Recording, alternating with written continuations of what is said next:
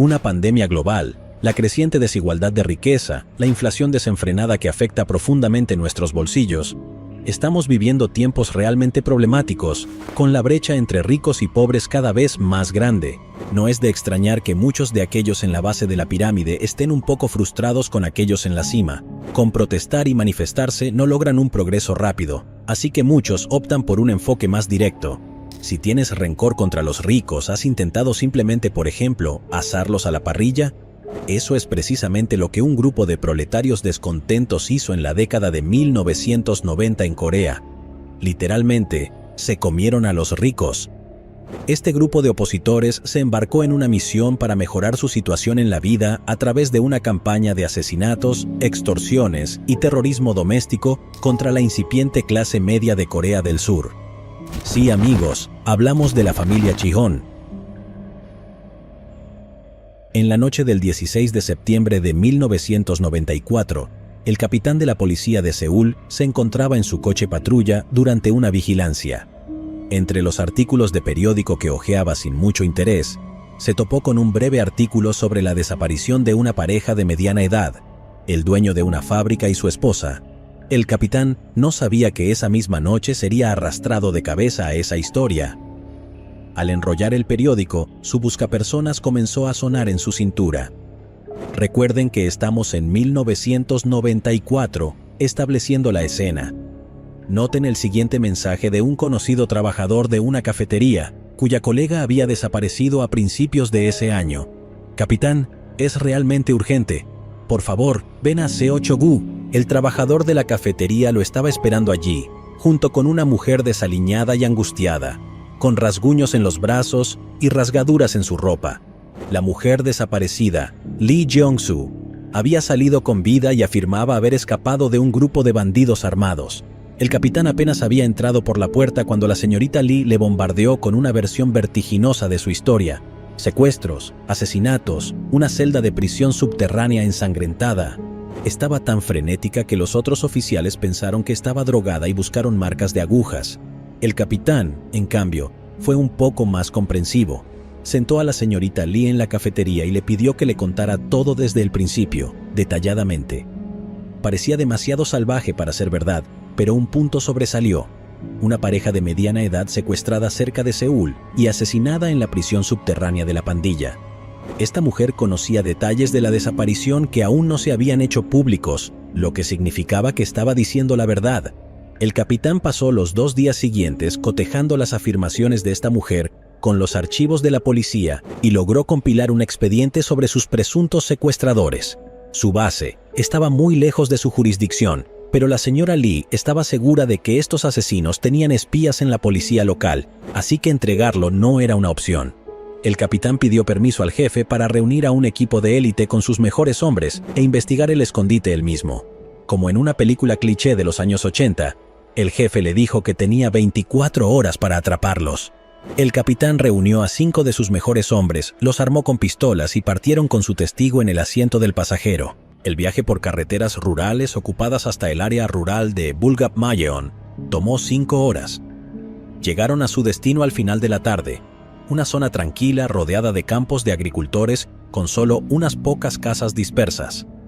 Desde la cima de una colina con vista a la zona, Lee Jong-soo logró identificar la casa a la que fue llevada. Un pequeño edificio rosa que se veía como cualquier otra casa en el área, pero que ella insistía en que era la sede de un grupo sádico de asesinos.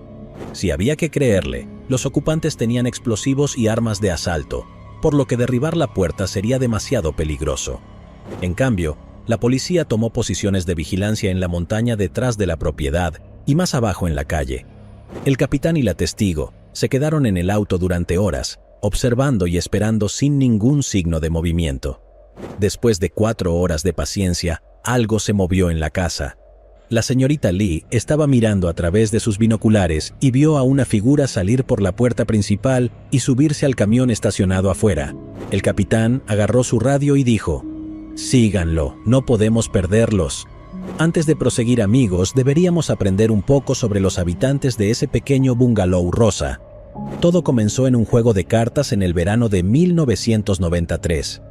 El obrero de 27 años, Kim Gi-wan, Jugaba cartas junto al estudiante Kim Hyun-jang, de 23, y el ex convicto Moon Sang-rok, de 23 también. Entre manos, Kim habló con los jóvenes sobre su odio hacia los ricos. Se sintió inspirado para castigarlos por su riqueza y corrupción después de ver un informe de noticias sobre exámenes universitarios fraudulentos. En el pasado, él mismo vio cómo su prometedora carrera académica se derrumbó debido a los problemas financieros de su familia, lo que lo obligó a una vida de trabajo manual en las fábricas de Seúl y Busan. Su propaganda anti-ricos resonó con los otros jóvenes enojados y los tres acordaron formar su pandilla esa misma noche. Se llamaban a sí mismos los Mascan, una palabra que el líder dijo que era griega y significaba ambición. Pero no lo es, esa palabra no existe claramente. Dado que este grupo de analfabetos casi funcionales arruinó su propio apodo, los fiscales del caso les dieron uno nuevo: la familia Chihon, que significa supremo o soberano. La doctrina era bastante sencilla. 1. Odiamos a todos los ricos. 2. Todo traidor debe ser asesinado. 3. Nunca confíes en una mujer, ni siquiera en tu propia madre. Apenas tan poéticos como Marx y Engels, estos tipos no estaban interesados en liderar una revuelta comunista. Su misión era toda sobre venganza. El objetivo de la familia Chihon era acumular un total de 1.000 millones de won, que equivalía aproximadamente a 1.25 millones de dólares estadounidenses en ese momento, a través de secuestros y extorsiones. Durante las siguientes semanas, hablaron con otros trabajadores empobrecidos en sus empleos de construcción y los alentaron a unirse. Moon ya había pasado un tiempo en la cárcel por robo y logró convencer a varios compañeros convictos de hurtos, Baek Byung-ok de 20 años y Kang Dong-un de 21 años, para que se unieran a ellos. Kang Moon-sob, de 20 años, y Song Bung-un, de 18, fueron los últimos en unirse. Con todas las promesas completas, el líder Kim les pidió a sus jóvenes discípulos que juntaran sus finanzas para cubrir los costos de instalación. Después de todo, fundar un grupo de bandidos asesinos no es barato. Tras varios meses de ahorro colectivo, la pandilla logró adquirir un conjunto bastante impresionante de armas en el mercado negro: 6 rifles, una ametralladora, una pistola de gas para autodefensa a corta distancia, una pistola, una espada, un cuchillo de caza, un palo eléctrico para el ganado y un buen suministro de dinamita. Sé que bromeo sobre lo fácil que es conseguir armas en Estados Unidos, pero santos cielos, Corea. El resto del dinero se gastó en un par de autos usados y walkie-talkies, proporcionando un escondite para que el grupo se quedara junto en una casa rosa aislada, heredada por uno de los miembros para ocultar efectivamente a sus víctimas. Incluso equiparon el sótano con 3 celdas de prisión con piso de concreto. En sus días libres, la pandilla pasaba su tiempo de ocio en la naturaleza, acampando en las laderas de la segunda montaña más alta del país, Jirisan. Allí, Kim y los miembros más experimentados lideraban sesiones de entrenamiento sobre los aspectos más finos del manejo de dinamita y secuestro. Para julio de ese mismo año, estaban listos para su primera víctima. Mija Choi caminaba bajo un puente de tren en la ciudad de Nonsan, a 96 kilómetros al norte del escondite, cuando la pandilla la vio por primera vez. Se detuvieron a su lado y la arrastraron a su auto antes de conducir hacia una colina remota. Siendo la hija joven de un granjero, apenas encajaba en el perfil de su víctima prevista, pero eso no importaba, pues esto era simplemente una práctica. En la colina, se turnaron para violar a la chica antes de que su líder la usara para demostrar una última lección. Lo último que ella escuchó fue a Kim Ji-hwan dando una lección a sus discípulos mientras la estrangulaba hasta la muerte. «Así es como se mata a una persona», dijo. Después de que ese espantoso pequeño taller terminara, la pandilla se deshizo del cuerpo en una tumba poco profunda que más tarde sería descubierta por un aldeano local mientras cortaba hierbas, pero para entonces la familia Chihon ya se había ido. De hecho, pasaría más de un año antes de que alguien supiera lo que sucedió ese día. Bueno, ese es un comienzo horrendo para nuestra historia, una vida completa truncada de la manera más brutal imaginable, solo por el bien de la práctica. Creo que debería quedar claro en este momento que estos tipos no eran los antihéroes simpáticos que podrías haber esperado. El entrenamiento de la familia Chihon estaba completo. Ahora estaban perfectamente preparados para atacar a los ricos de Corea. Pero más tarde en ese verano, tuvieron un pequeño contratiempo. Song Bung-gun había desaparecido. Esto era especialmente preocupante porque el más joven de todos también era el tesorero de la pandilla y se había llevado consigo una buena suma de 3 millones de won, es decir, $3.750. Estaba bastante claro qué había sucedido. El joven se había echado para atrás. Durante toda una semana a principios de agosto, buscaron por las ciudades y pueblos cercanos cualquier rastro de él, hasta que alguien les dio una pista. El traidor estaba escondido en la casa de un pariente no muy lejos de la sede. Según la regla de oro número 2 de los Chihon, arrastraron a Song hasta un remoto bosque cerca de la base de las montañas y le dispararon en la cabeza. Al igual que a la joven chica unas semanas antes, fue enterrado en una tumba sin marcar. Después de la muerte del miembro más joven, el rastro se enfrió por un tiempo. No se sabe mucho sobre las actividades de la familia Chihon durante la segunda mitad de 1993 y la primera mitad de 1994. De hecho, la mayoría de los informes tienen un espacio en blanco bastante notable durante todo este periodo de tiempo. No obstante, me resulta un poco difícil creer que simplemente se tomaron un año sabático. Tal vez se asustaron cuando la policía fue a preguntar por su amigo desaparecido, o tal vez haya más víctimas por ahí que aún no han sido identificadas. En cualquier caso, la historia continúa en junio de 1994. Fue entonces cuando la policía buscó a Kim Ji-hwan. La sobrina adolescente de uno de los antiguos amigos de la pandilla denunció que el líder de la banda la había violado en 1993, poco antes del primer asesinato de la pandilla. Como no, fue condenado a 5 años de prisión. Kang Dong-gun asumió el control del grupo y hacía visitas regulares a la prisión para recibir instrucciones de Kim desde su celda. Desde la cárcel, Kim ordenó a la pandilla de jóvenes asesinos que comenzaran su campaña de terror en serio. Justo después de la medianoche del 8 de septiembre de 1994, Lee Jong-soo, una camarera de un café de 27 años, regresó a su apartamento después del trabajo. Estaba lista para irse a dormir cuando sonó su teléfono. Era el director de la banda que tocaba en el café de vez en cuando. Habían estado saliendo casualmente por un tiempo y hoy la invitaba a salir a tomar algo con algunos amigos en un restaurante junto al río, al este de Seúl. Él la recogió en su Hyundai Grandeur de segunda mano y se fueron de la ciudad. En algún lugar del camino, la pareja fue seleccionada. La familia Chihon había estado vigilando moteles en el lado oeste de Seúl, sobre todo después de que les dijeran que las parejas adineradas a menudo los utilizan para encuentros románticos. En 1994, un Hyundai Grandeur se consideraba un vehículo de lujo en Corea. Literalmente, representaba ese tipo de ostentación que hacía hervir la sangre de la familia Chihon.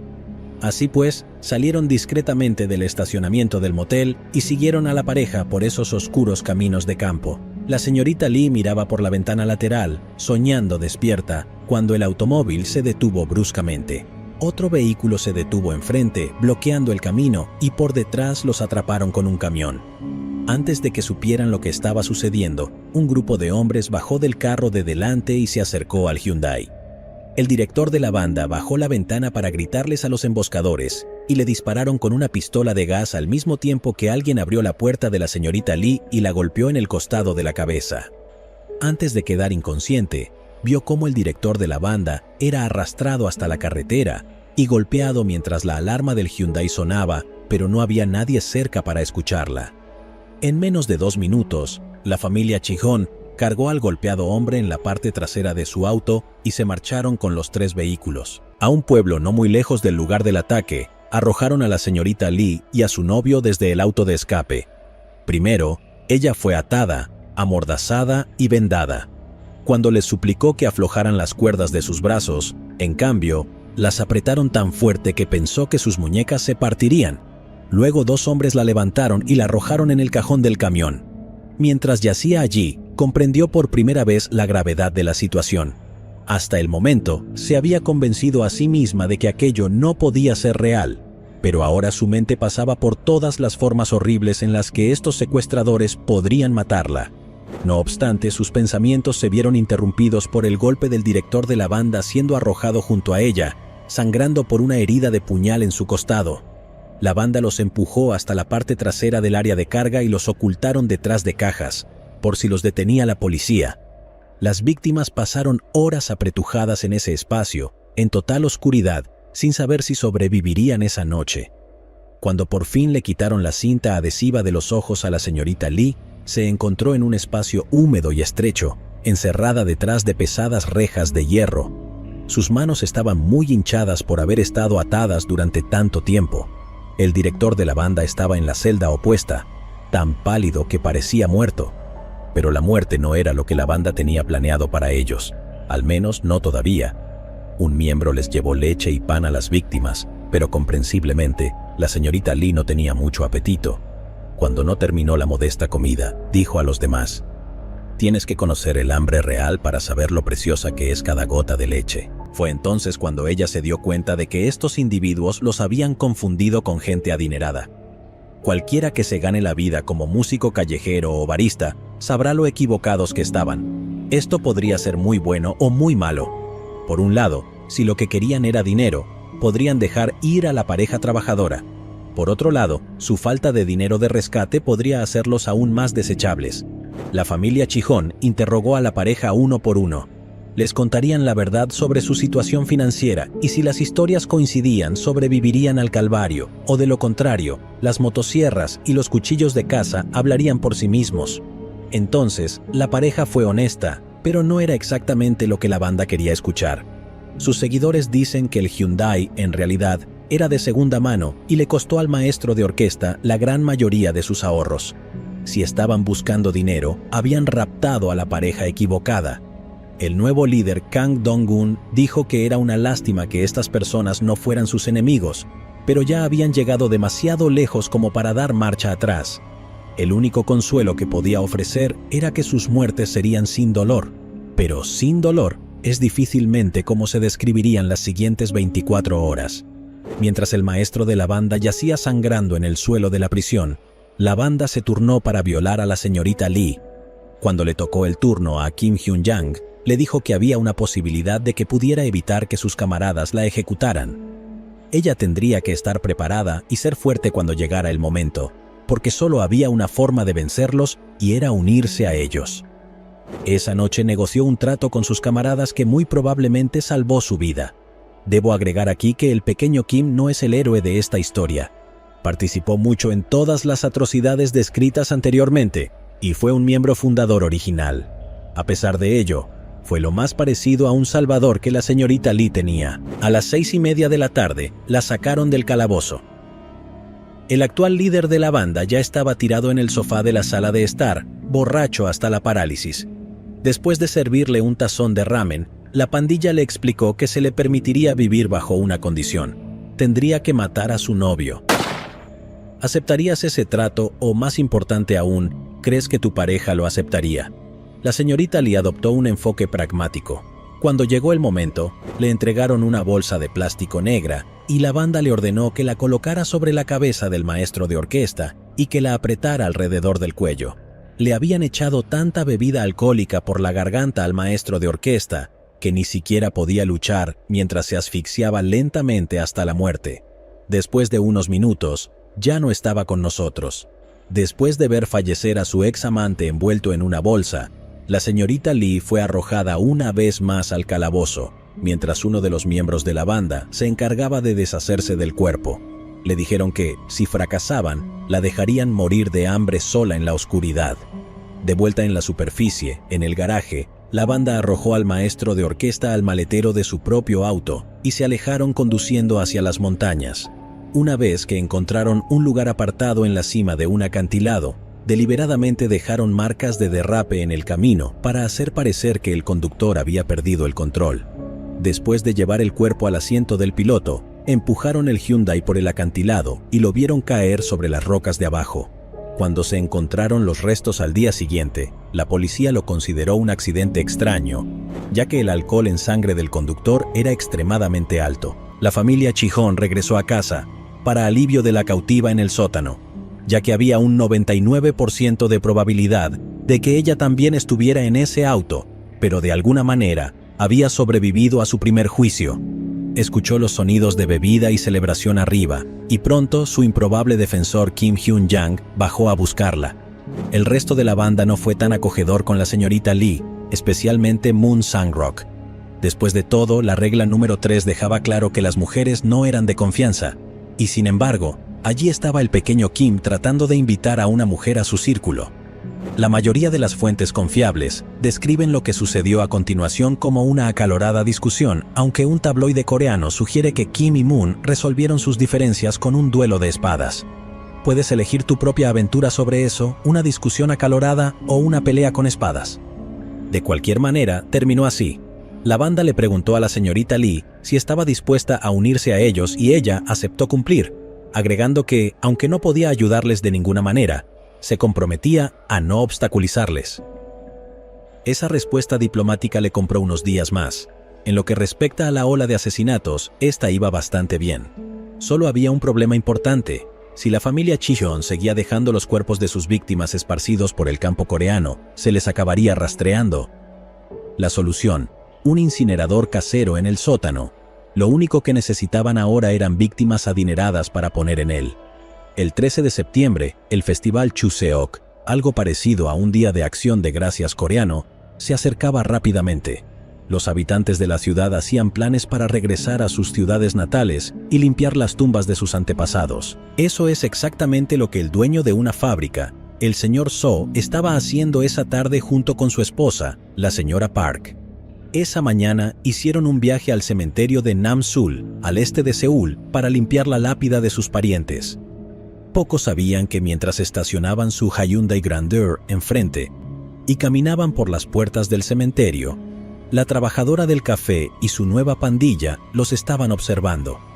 Mientras el señor So y la señora Park pasaban junto al auto de la pandilla, Lee Jong-soo intentó señalarles con los ojos que se dieran la vuelta y huyeran.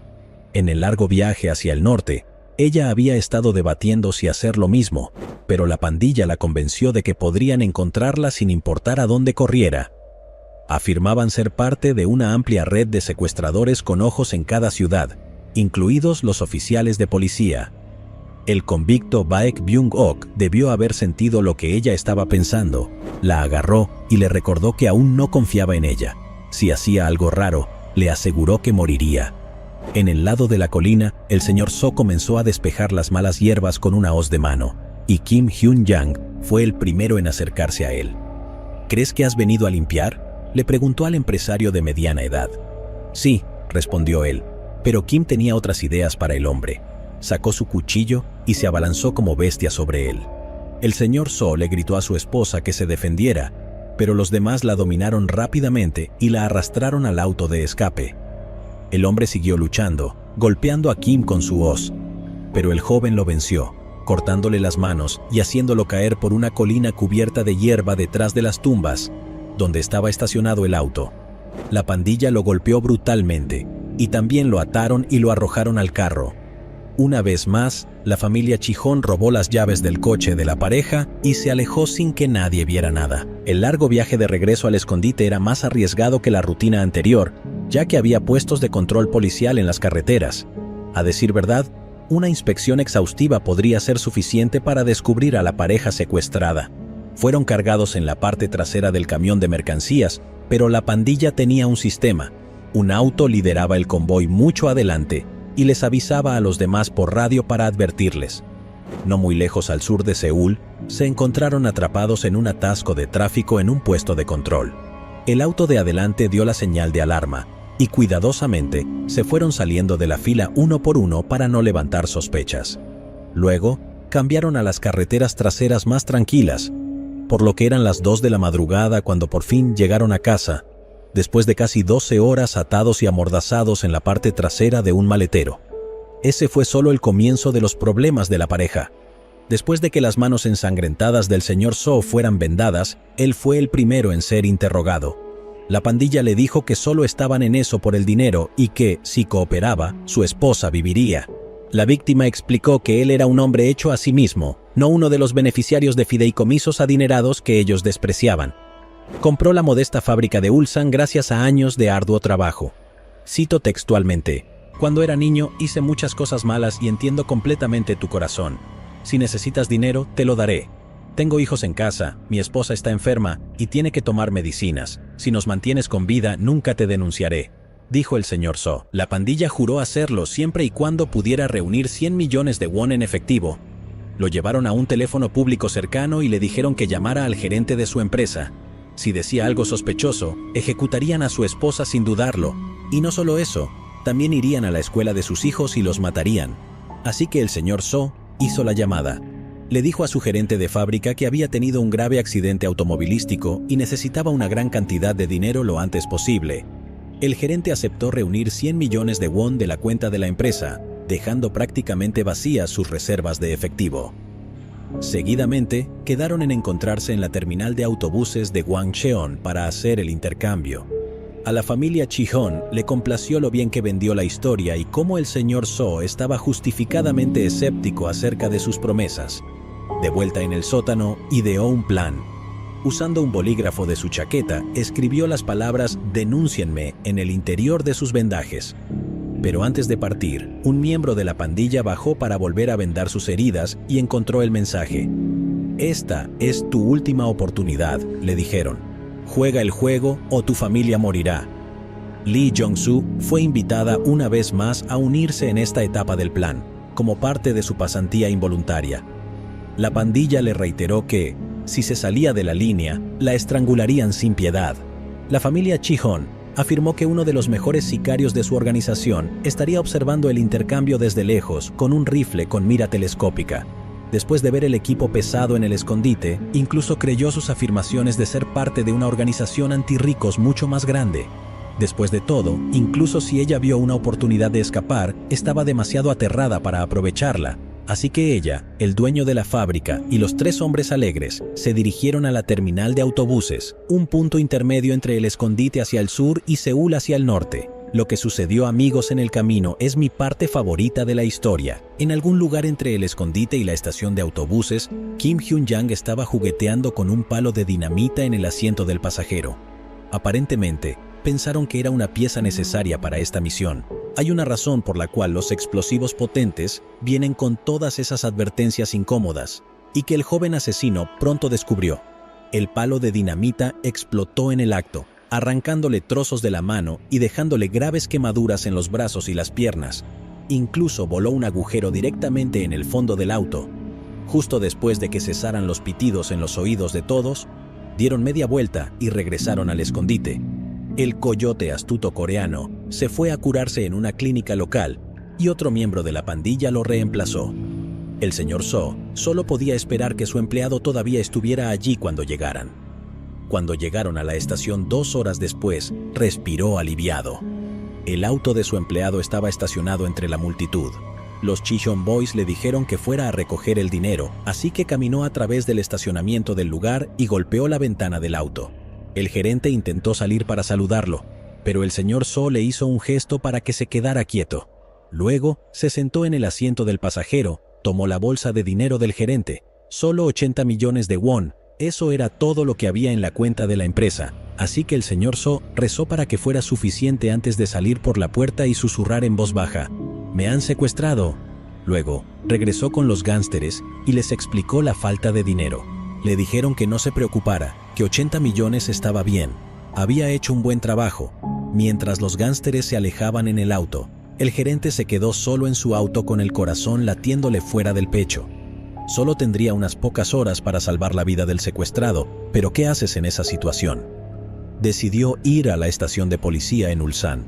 Ulsan era donde estaba ubicada la fábrica. Luego se encontró cara a cara con nuestro viejo némesis, la burocracia ineficiente de la policía. Los policías básicamente le dijeron: «Buena historia, amigo, pero no es nuestro problema». Le dijeron que lo denunciara en la jurisdicción donde ocurrió el intercambio. Aparentemente esa apatía burocrática era bastante común en ese entonces, así que el gerente había perdido el tiempo volviendo todo el camino a Gwancheon, donde la policía estaba escéptica de que algo así hubiera ocurrido. Todo sonaba como una historia falsa para encubrir un poco de evasión de impuestos por parte de la empresa, o simplemente para evitar la culpa por algunas deficiencias financieras. A pesar de ello, lo dejaron presentar el informe, pero no le dieron mucha importancia al relato de secuestro y extorsión. Así es como la historia se filtraría a la prensa, como una nota marginal en las ediciones de la noche, que pronto se convertiría en la noticia más importante del país. La familia Chihon regresó al escondite triunfante y al abrir la puerta principal, Kim Hyun-jang saltó del sofá. Estaba esperando junto a una pila de cilindros de gas con un encendedor en una mano y con un cuchillo en la otra. Su trabajo era hacer volar el lugar por los aires si la misión fallaba.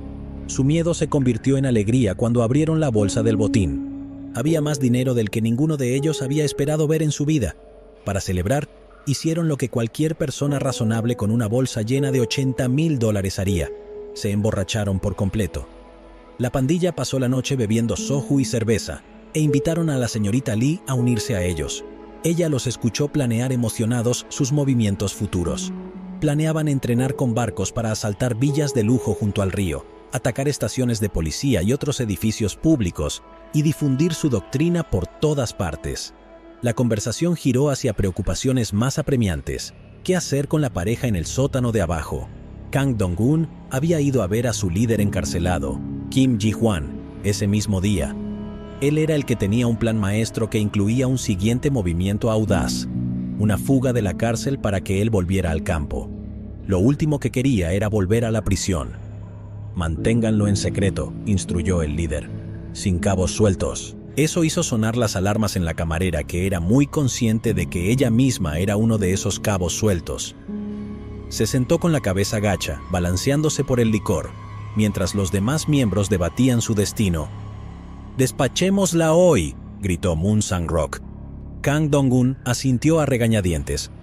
La palabra del jefe era final. Las mujeres no eran de confianza. Dijo esto a pesar de que su propia novia se estaba involucrando cada vez más con este círculo social cuestionable. Incluso celebró con ellos esa noche y se unió oficialmente un par de días después. Impulsado por un poco de valentía holandesa, Kim Hyun-jang, entusiasta aficionado a los explosivos, se puso de pie en sus muletas para enfrentarlos. Dijo que la camarera había cumplido su palabra hasta ahora, por lo que debería ser perdonada, como prometieron. Pero antes de que pudiera terminar ese emocionante discurso, una botella de cerveza chocó contra su cabeza, dejando una herida que sangraba encima de su ojo. Moon Sang-rok se le acercó golpeando y la pelea se extendió a la calle. Las probabilidades de la camarera no lucían bien en ese momento. Su único protector era un inválido que luchaba literalmente por su vida en ese mismo momento, ya que sus manos y piernas aún estaban afectadas por la dinamita. Le habría dado una probabilidad de 4-1 en contra. La señorita Lee fue enviada a una habitación mientras todo se desarrollaba. Después de unos minutos, Moon Sang-rok entró y ella pensó que su suerte había terminado, pero todo lo que hizo fue mirarla con furia y cerrar la puerta nuevamente. Su protector regresó poco después, un poco más magullado y ensangrentado que antes. «A partir de ahora quédate siempre a mi lado». Una vez terminadas las celebraciones, la familia Chihon volvió al trabajo, planeando su próximo gran movimiento. Compraron un par de teléfonos celulares y pagaron el depósito de un camión refrigerado para el plan de fuga de la prisión.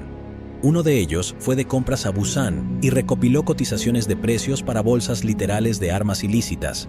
Han logrado sobornar a un empleado en la exclusiva tienda por departamentos Hyundai de Seúl, sin relación con la compañía de automóviles, para obtener su lista de correo. Esta era una verdadera lista de personas adineradas de clase media alta, los 1.200 mayores gastadores con tarjeta de crédito en sus registros. La pandilla planea utilizar esto para dirigir mejor su campaña contra personas realmente adineradas en el futuro. Antes de partir para hacer eso, sin embargo, tenían que resolver el pequeño problema en el sótano. Uno de ellos tomó una botella de vino de arroz fuerte y le dijo a la pareja que bebieran hasta desmayarse por completo. La próxima vez que abran los ojos, despertarán justo enfrente de su casa. Así que la pareja se bebió todo el alcohol hasta desmayarse en el frío suelo de la prisión. Por si aún no lo has descubierto, no los llevaron a casa a salvo. Arrastrando su maltrecho cuerpo con sus muletas, Kim Hyun-jang llevó a la señorita Lee junto a las víctimas dormidas. El resto de los Chihon ya los esperaba allí con cubos de plástico, cuchillos, hachas y bolsas de plástico. El pequeño Kim le entregó a la camarera la pistola de gas. Una vez más, se vio obligada a implicarse en el crimen. Cuando no pudo hacerlo, Kim la abrazó por detrás y tomó su mano, apuntando a la nuca del empresario. Presionó su dedo y apretó el gatillo, uno para el señor So y otro para la señora Park. El resto de la pandilla comenzó a trabajar con hachas y cuchillos, cortaron los cuerpos en pedazos y los arrojaron al incinerador para ocultar el olor y los gases. Incluso hicieron una barbacoa frente a la casa. Algunos de los vecinos incluso se acercaron para unirse, pero la carne de res y cerdo no eran las únicas cosas en el menú ese día. Uno de los miembros de la pandilla admitió más tarde haber comido la carne de la pareja muerta antes de quemar los cuerpos. Afirmó que era para aumentar su valentía y renunciar a su humanidad para siempre. Algunos informes también mencionan que el resto de la pandilla participó en un poco de canibalismo casual. Incluso obligaron a la señorita Lee a comer el hígado. No puedo encontrar ninguna mención de eso en un relato de primera mano de 2015, pero no es realmente algo de lo que se quiera presumir, ¿verdad?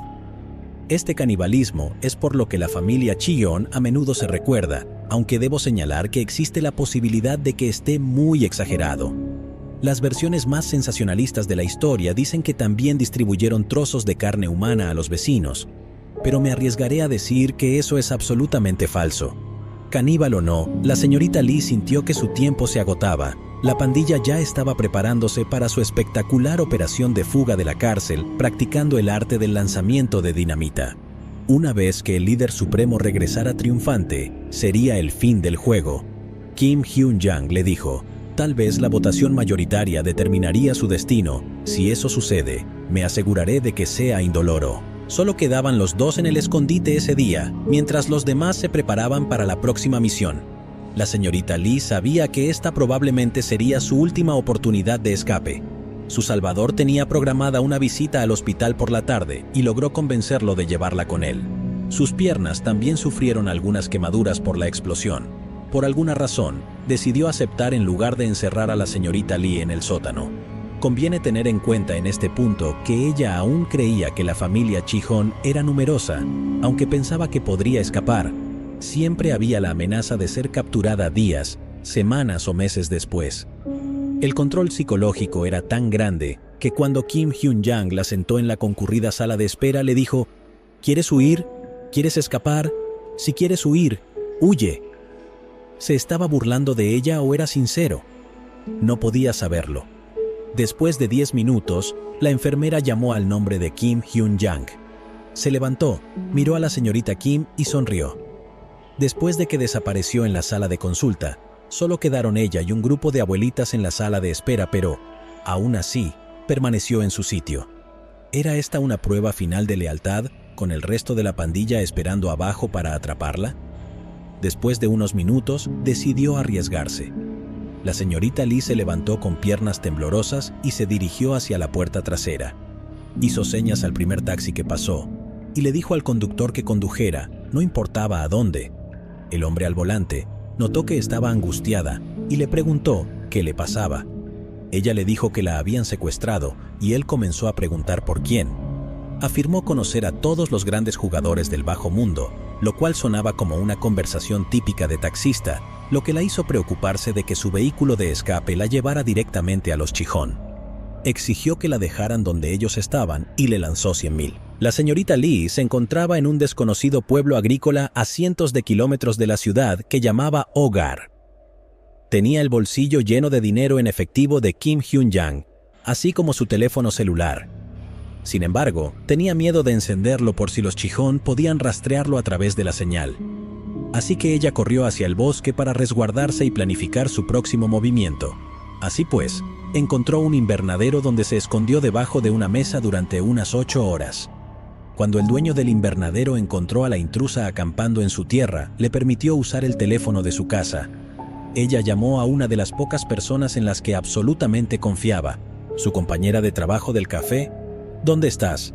El maestro de banda murió en un accidente automovilístico. Te hemos estado buscando durante días.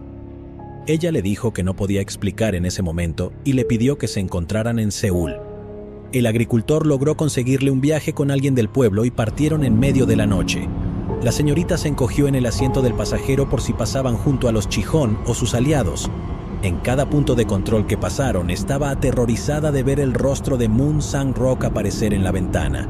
Después de cambiar de automóvil una vez más, llegó al área de Gangnam en Seúl, famosa por la irritante canción, y se registró en un hotel. Allí fue recibida por su compañera de trabajo y su novio, junto con el hermano del dueño del café, quien los condujo. Después de escuchar una historia aterradora, la convencieron de que lo reportara en la estación de policía de Seúl. Pero la policía no fue tan receptiva como ella esperaba. La señorita Lee suplicó a los policías que no la enviaran de regreso al sur para hacer el informe, como le había sucedido al gerente de la fábrica anteriormente. Cuando ella se negó a abandonar el café, el hermano del dueño del café decidió llamar a su contacto de confianza en la policía.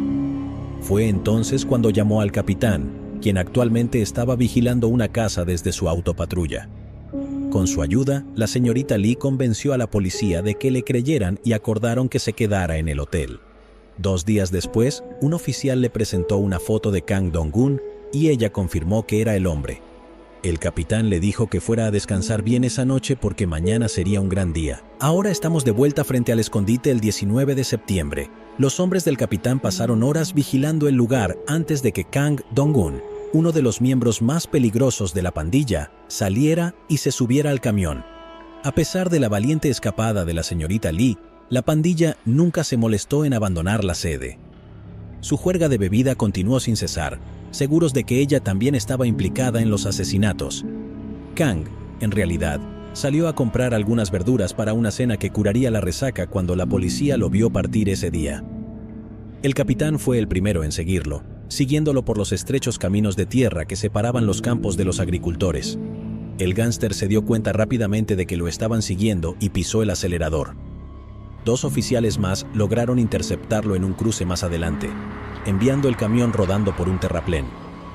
Kang salió corriendo a pie hacia los campos, pero los oficiales fueron más rápidos. La señora Lee observó desde la distancia cómo los policías lo atrapaban y lo derribaban al suelo. Ahora los oficiales estaban contra el reloj. Una vez que los otros miembros se dieran cuenta de que Kang había desaparecido, tendrían muchas más posibilidades de escapar o, peor aún, de morir en un estallido de gloria. Decidieron usar a su primera captura como carnada. El capitán llamó al escondite desde la comisaría de policía más cercana. Fue el romántico sin esperanza Kim Hyun-jang quien contestó. Go le dijo que su amigo estaba gravemente herido en un accidente de tráfico y que mejor viniera rápido. También recuperaron una suma considerable de dinero del accidente. La pandilla sospechaba, pero la promesa de recuperar su dinero fue suficiente para que Kim y Moon Sang-rok fueran a la comisaría. El primero debió haber sentido que algo no estaba bien, porque se quedó en el auto y envió a su compañero al interior.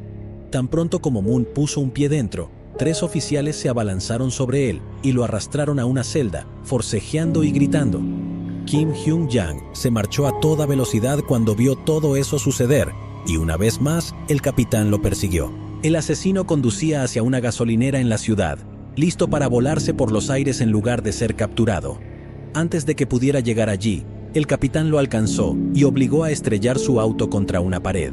El joven libró una buena pelea para ser un hombre cuyas manos habían sido destrozadas por la dinamita solo unos días antes, pero colapsó de agotamiento. Con 3 de los 5 miembros capturados y solo 2 quedando, la policía ahora tenía la ventaja. Regresaron al escondite y volaron la puerta principal con un dispositivo de asalto.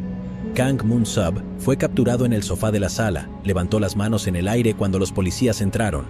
Baek Byung-ok intentó escapar corriendo hacia las montañas, pero los 2 policías apostados en el lado de la montaña lo interceptaron rápidamente.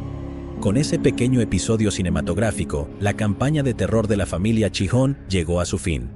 La policía exploró el escondite y descubrieron que todo lo que la señorita Lee les había contado era cierto. El hedor de la sangre y la muerte emanaba del sótano, donde encontraron todas las herramientas utilizadas para torturar y desmembrar a las víctimas. La pandilla fue puesta en una camioneta policial y transportada a las celdas de detención en Seúl. La señorita Lee lo siguió detrás con el detective, observando cómo la pandilla de jóvenes problemáticos era arrojada a las celdas de la policía. No pudo evitar sentir lástima por lo que les había hecho.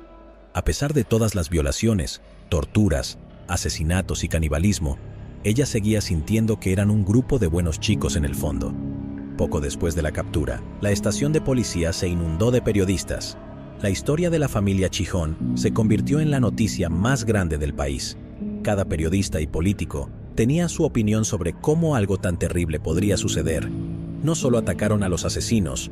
El editor de Korea Times, Park Moon-sung, escribió: Los despilfarros indiscretos han hecho que los jóvenes del otro lado de la valla se sientan privados. Este culto al dinero induce a las personas a acumular riqueza de manera ilegal y anormal, y es el culpable de estos crímenes impactantes. Sí, ricos, mejor dejen de disfrutar de su dinero. Podría haber una pandilla de ladrones psicópatas acercándose a una ciudad cerca de ustedes. Como alguien de origen trabajador, tengo un poco de problema con la idea de que la pobreza y la envidia se traduzcan en crimen. Eso es una gloriosa simplificación. Quiero decir, la mitad de mis compañeros de escuela trabajan en empleos de mano de obra y ninguno de ellos ha secuestrado o comido a alguien. Una cultura de decadencia, de los que tienen y los que no tienen, solo explica hasta cierto punto por qué estos chicos hicieron lo que hicieron. Por eso otros comentaristas se quedaron con la típica idea de que eran malas semillas. Mientras que los medios retrataban a la pandilla como un grupo de sádicos psicópatas, el capitán lo vio de manera diferente. Durante la investigación que siguió, descubrió que los Chijón eran solo chicos sin educación, que provenían de condiciones extremadamente pobres, quizás víctimas de una crianza violenta. Toda posibilidad de que estos asesinos en serie empobrecidos ganaran simpatía se esfumó cuando fueron exhibidos frente a las cámaras. Fue entonces cuando Kang Dong-un hizo sus afirmaciones sobre el canibalismo y Kim Hyun-jang dijo que su único arrepentimiento era no poder matar a más personas ricas. A aquellos que conducen carros de gran lujo, estoy tan enojado, no pude matarlos a todos. Por favor, pongan esto en la televisión.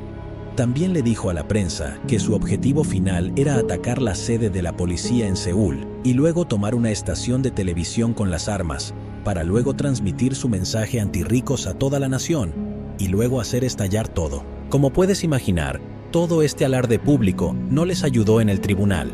Cada miembro de la familia, incluido su líder ya encarcelado Kim Ji-hwan, fueron condenados por los 5 asesinatos, junto con una larga lista de otros delitos, y fueron condenados a muerte.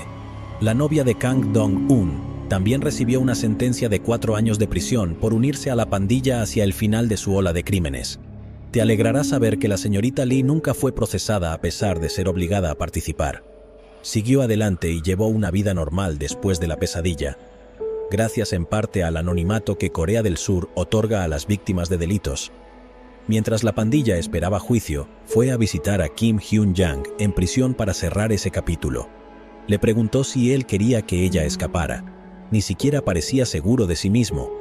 Cuando ella estaba cautiva, le había dicho en secreto que deseaba poder abandonar la pandilla y comenzar una vida normal con la mujer que amaba, pero si lo intentaba, los Chijón matarían a su familia.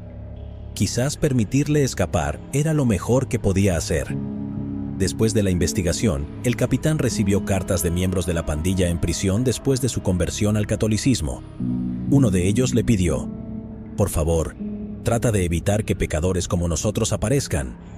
Pasó más de una década más en la fuerza policial haciendo exactamente eso y obtuvo su doctorado en criminología al escribir su tesis sobre el caso, el más famoso de su carrera. Los miembros de la pandilla pasaron más de un año tras las rejas esperando su destino. El líder Kim Ji-hwan, quien durante su juicio defendió a sus seguidores y asumió toda la culpa, le dijo a la prensa: «Incluso si caigo al infierno, no sé si habrá un asiento para mí». El 2 de noviembre de 1995 tuvo la oportunidad de descubrirlo. Kim Ji-hwan y sus discípulos fueron ejecutados esa mañana, poniendo fin a la familia Chijón.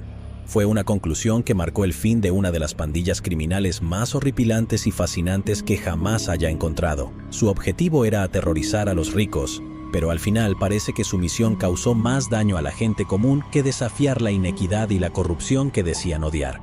De todos modos, lo bueno es que la señorita Kim tenía la inteligencia y valentía para burlar a la pandilla y ganar su libertad. Si no lo hubiera hecho, tal vez habrían logrado su objetivo de convertirse en terroristas domésticos a gran escala. Como fue, solo lograron cobrar 5 víctimas que sepamos. Pero una cosa es segura: si alguna vez tengo la oportunidad en mi carrera, me aseguraré de actuar como si no tuviera un centavo. Lo último que necesito es terminar en una barbacoa de imitadores de los Chijón. ¿Pero acaso no has visto este otro crimen?